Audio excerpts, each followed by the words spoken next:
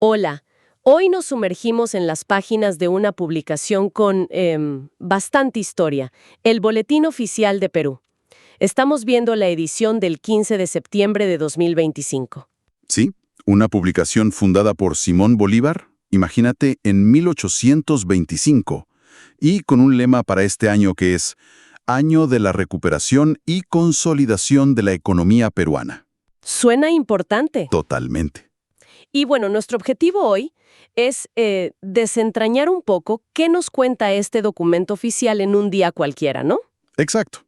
Puede parecer, bueno, un poco denso a primera vista, pero en realidad es como una radiografía del funcionamiento administrativo, legal y también económico del país. Claro, veremos cómo el Estado y otras entidades comunican decisiones que al final nos impactan a todos, a ciudadanos y empresas. Así es. Y la verdad, el contenido es súper variado. Vamos a encontrar desde anuncios sobre grandes proyectos de infraestructura, pasando por avisos de remate de la SUNAT, con mucho detalle, por cierto.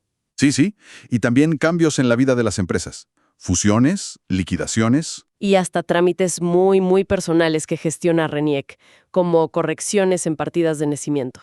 Una ventana, como decías, a la formalidad peruana. Es fascinante ver todo junto. Empecemos entonces. ¿Qué tal por el Estado y su rol en la infraestructura? ¿Proyectos, propiedad, contrataciones? Perfecto. Mira, aparece la Autoridad Nacional de Infraestructura, la ANIN.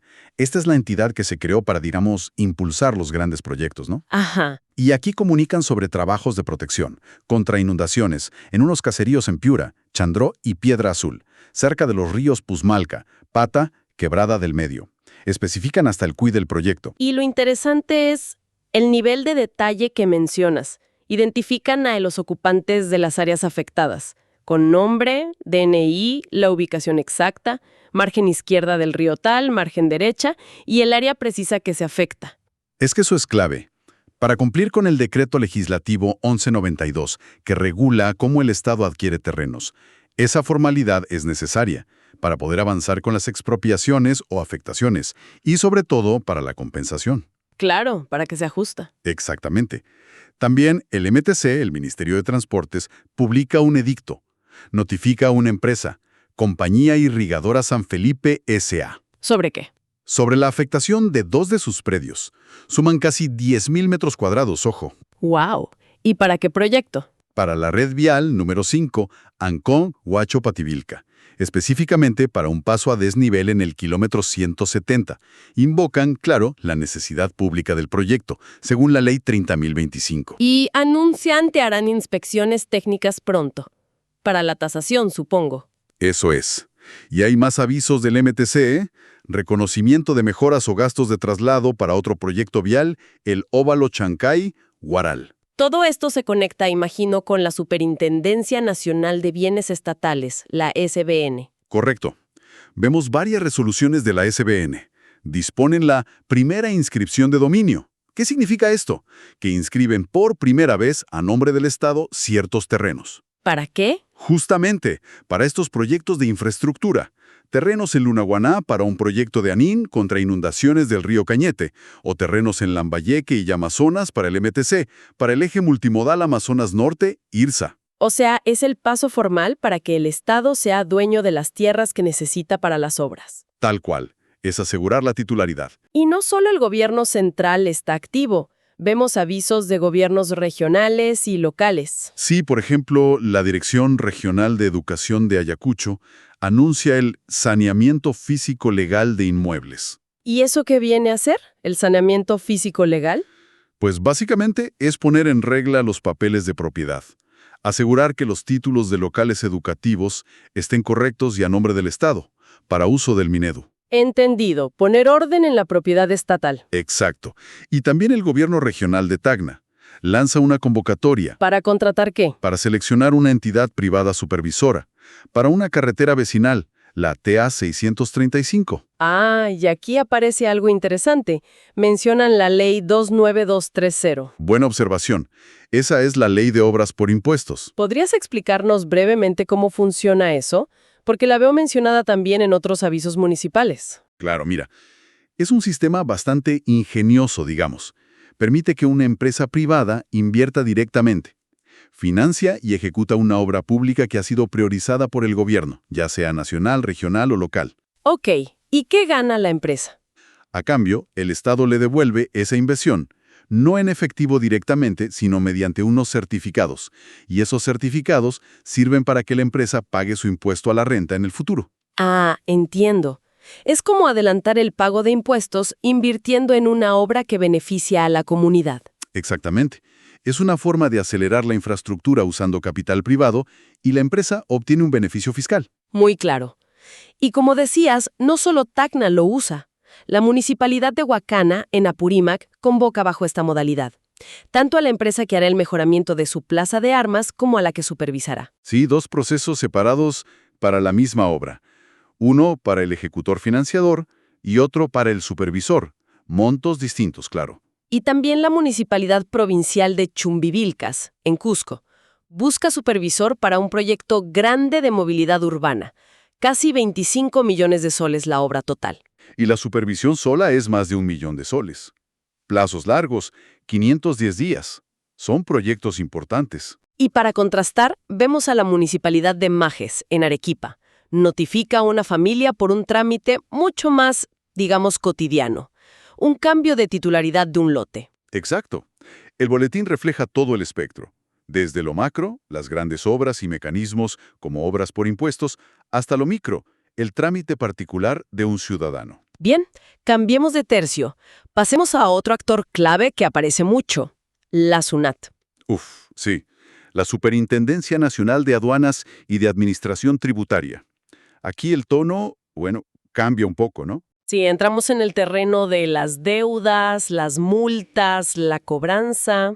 Vemos notificaciones administrativas de varias intendencias de aduanas. Callao, Puno, Tacna, la aérea y postal.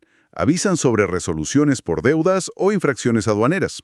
Y dan un plazo para reclamar, ¿no? 20 días hábiles. Sí, y advierten, si no hay reclamación, podrían disponer de las mercancías que estén en comiso. Dan ejemplos concretos como en Puno, sanciones a empresas de transporte internacional. Ajá, Transportes Enrique S., Crossnord SRL, Tucuipaj. ¿Por qué? Por no transmitir los manifiestos de carga a tiempo. Y la multa, fíjate, es de una UIT. Pero la UIT del año de la infracción, 2019, eran 4.200 soles, más intereses, claro. Mencionan código SUNAT, representantes legales, domicilios, todo muy formal. Estas notificaciones son, digamos, el paso previo. Si no hay respuesta, pueden venir acciones más drásticas. Como el remate, exactamente.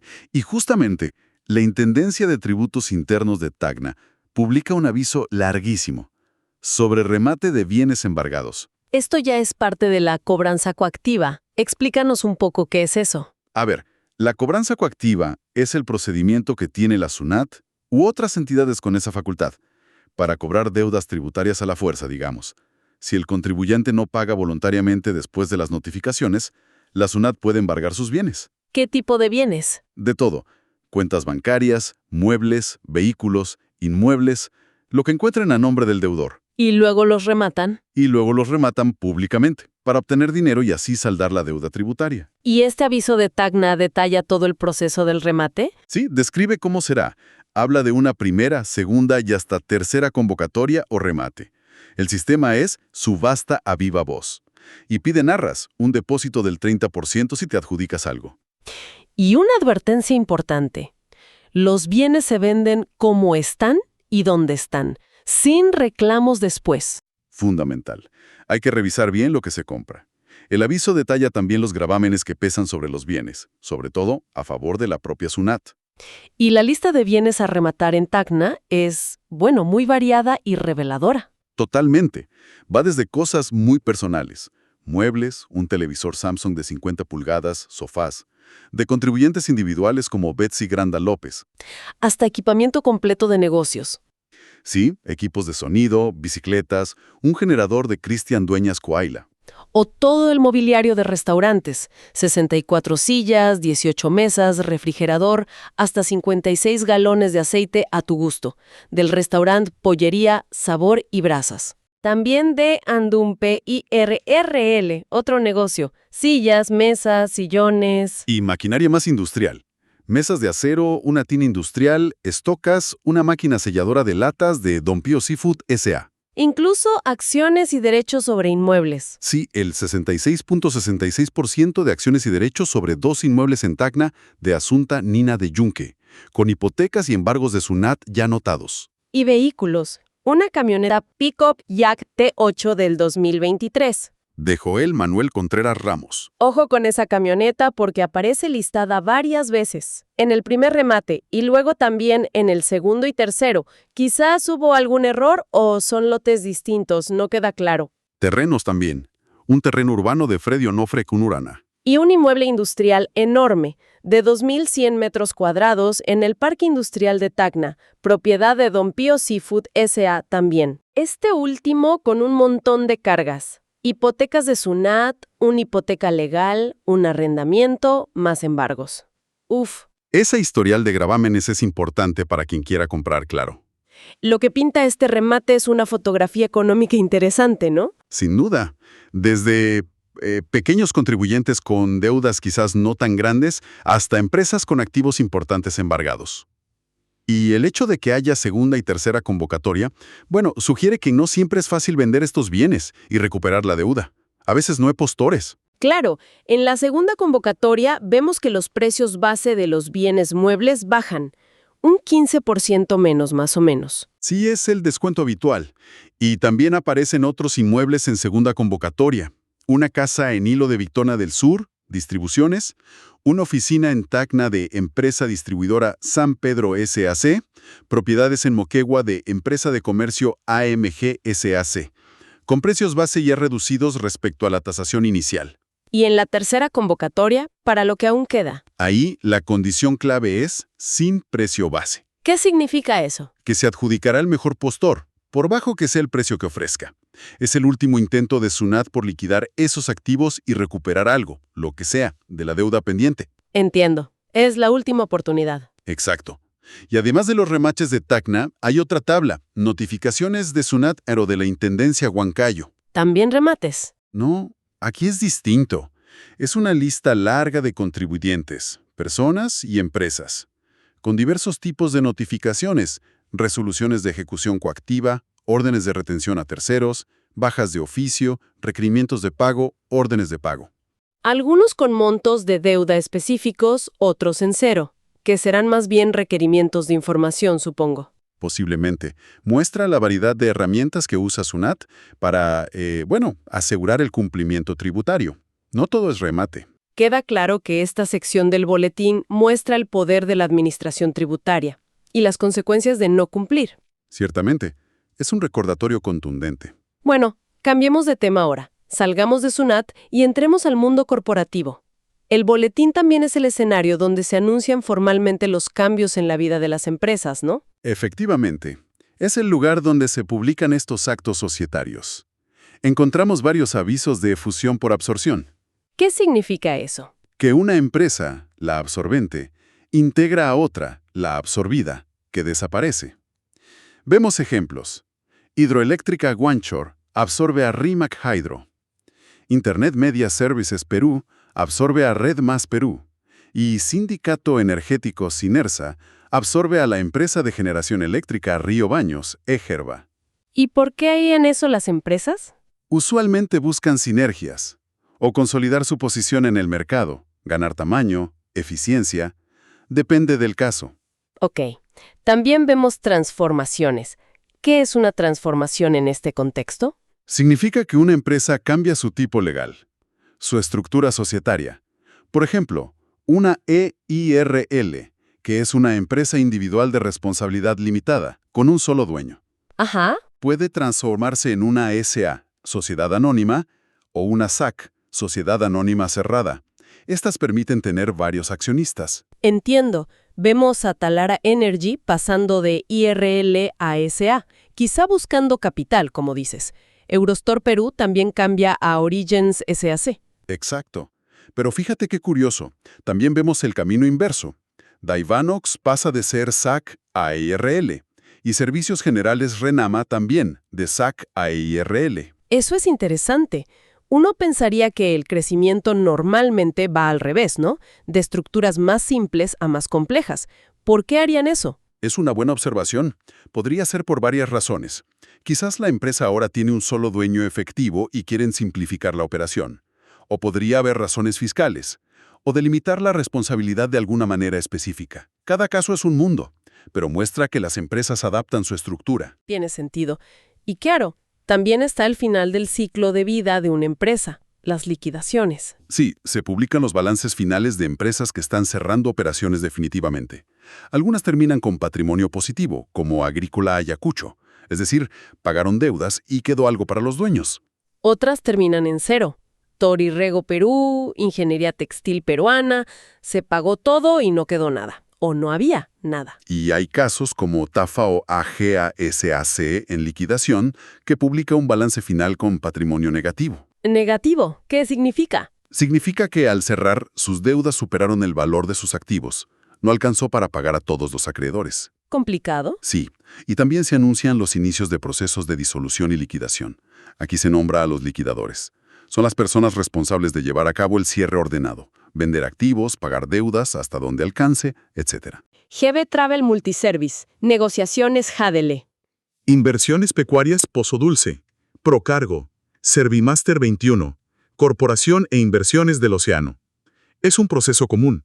Se suman avisos de reducción de capital, Industrias Favesa, por ejemplo, y convocatorias a juntas de accionistas o de acreedores. Todo esto refleja, pues, la dinámica constante del mundo corporativo. Crecimiento, reestructuración, cierre, ajustes financieros.